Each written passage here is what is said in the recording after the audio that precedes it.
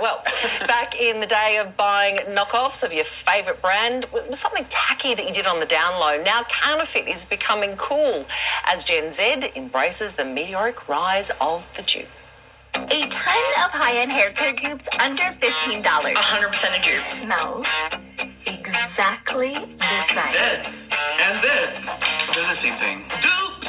Fabulous fakes, clever counterfeits, ingenious imitations. Now all rebranded as the dupe, a duplicate of high-end brands sold for a fraction of the price. $89.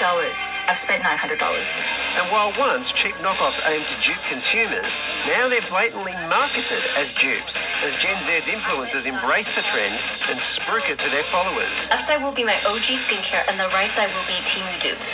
Stats showing even when young people could afford to buy the real thing, many still chose the fakes. Dupe is now one of the most popular hashtags on TikTok, and I think part of it is there's this pride in finding something that's just as good as the original, but much cheaper. On the flip side, duped brands are paying the price. Lululemon, Adidas, UGG and Olaplex hair care, just some of those targeted the most. They look like a dupe for Olaplex. They're called Bond. It says bonded on the side. The practice toes a fine legal line, but play your cards right and it's all completely above board.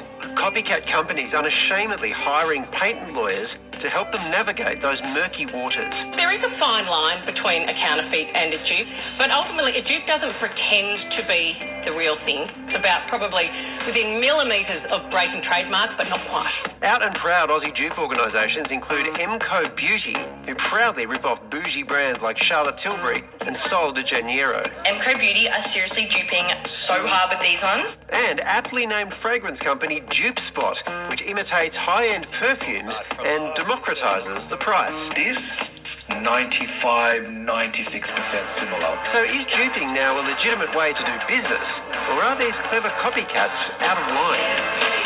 Naomi Fuchs is the owner of Dupe Spot and joins us now. Naomi, you own the fact that you're ripping off other companies' fragrances, so why do you do it?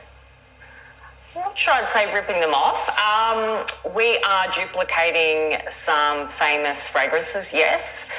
We have been doing it for quite some time and we're not the only ones in the market. I think there is definitely customers out there that are looking for a more affordable option in fragrance. Do you ever feel bad about creating duplicates of other people's ideas?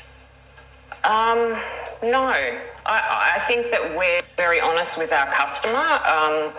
We're not affiliated with those brands. We're not trying to sell them that product. We're selling our duplication of that product. So we're not using any of their imaging or their packaging. It's simply a fragrance that will have very similar notes to something that they've bought in another shop. On that, how big of a difference are we talking here? Are people just buying the packaging when they purchase the real thing? Look, fragrance is a massive industry, and especially at the moment, and there's certainly people out there that love great bottles, designers, and I myself do. I own plenty myself and have for many, many years, and I won't stop buying them either. But then there's your everyday customer that just wants to have a nice smelling perfume, but they don't have the budget to go and spend $400 or $500 on something. So they'll buy something that may be quite similar and be able to buy maybe 3 bottles for the price of 1. Have you ever thought of just creating your own fragrances though and just marketing those on their own terms? We actually have quite a few of our own fragrances. So we do have inspired by fragrances, but we're also building our library with our own fragrances that are purely our brand. And that's something that we do focus on a lot too. What's more popular? Look, to be honest, in our exclusive range, one of our exclusive fragrances is in our top 5 every week. So that just proves that it doesn't have to be another brand. It's a good product and we've got a lot of faith in it and our customers love it. But in saying that, there's a lot of people that might want something that's a bit more out of their price range, and if they can buy something with similar notes that's a similar fragrance and at a quarter of the price, then they're going to do that. Naomi, this question probably says more about me than anything else, but is this any different to putting regular hand wash in your Aesop bottle in the bathroom for the guests? That's something that you probably have to ask the customers.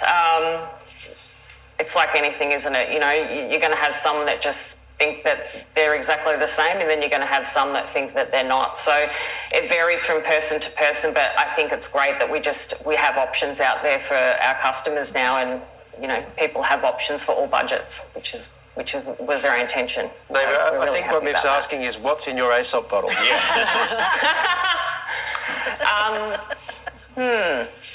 Well, it's got some good juice in it.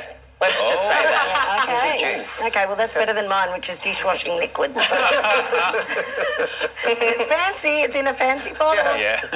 I like this. I think this means lots of people can get their hands on a little bit of luxury for less. Naomi, thanks so much for your time.